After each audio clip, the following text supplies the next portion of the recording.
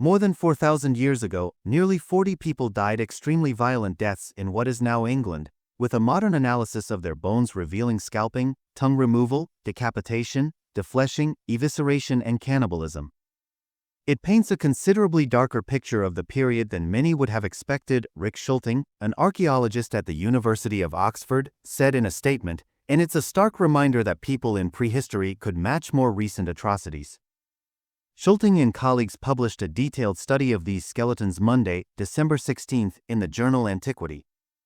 They noted that, in the 1970s, archaeologists found more than 3,000 bone fragments in a 66-foot deep, 20 meters, natural limestone shaft at the site of Charterhouse Warren in the county of Somerset in southwest England. At least 37 people, who ranged in age from newborns to adults, were found in the shaft, and radiocarbon dates suggest the people died at least 4 millennia ago, during the Early Bronze Age, 2200 to 2000 BC. Looking closely at the fragmented bones, the research team determined that at least 30% of the skulls had been fractured around the time of death, implying that many, or possibly all, of the people suffered violent deaths. What happened after death was even more gruesome. Additionally, the researchers found that roughly 20% of the bones had cut marks, most of which had been made with stone tools.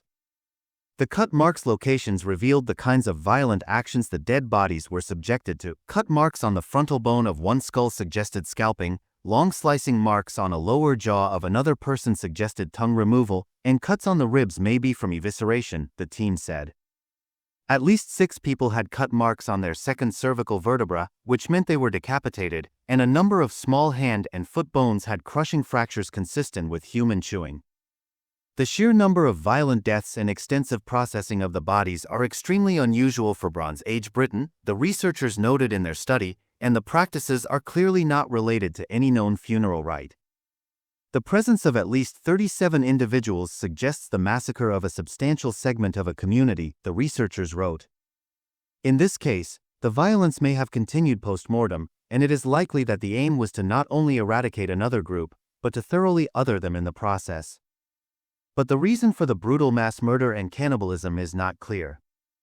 The researchers suggested that the level of violence could indicate that the actions were retaliatory, in response to a previous violent event or the perceived breach of a serious social taboo, meaning the violence was not meaningless but rather an intensely political act.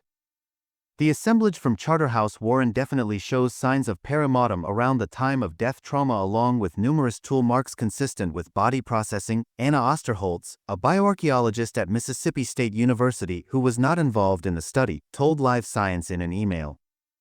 Violence like this often has a social function, Osterholtz said, because violent acts, when performed in front of an audience, are important for group identity formation and the negotiation of social relationships. But what the violence tells us about group identity can be gleaned only from archaeological evidence. One possible clue to the massacre comes from the identification of Yersinia pestis, the bacterium that causes plague, in the teeth of 2 children found at Charterhouse Warren, the researchers noted.